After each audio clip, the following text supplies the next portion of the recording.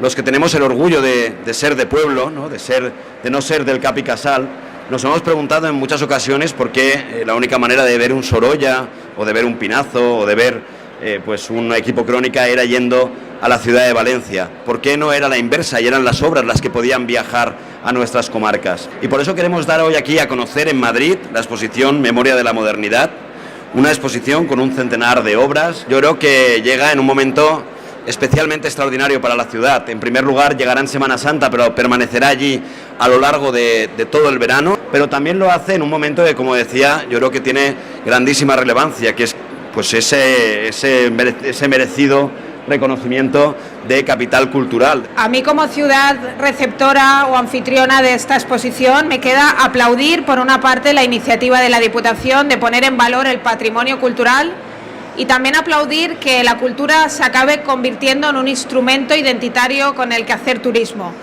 En Gandía estamos convencidos de ello. Somos una ciudad históricamente que ha trabajado el turismo de sol y playa, el turismo vacacional, pero que sabemos que el gran reto es la desestacionalización y ofrecer mucho más a los turistas. La Consellería, la Generalitat Valenciana, nos ha distinguido como primera capital cultural valenciana de toda la historia. Voy a aprovechar esta oportunidad para invitaros a que vengáis a ver Gandía a través de esta exposición y de esta magnífica iniciativa de la Diputación.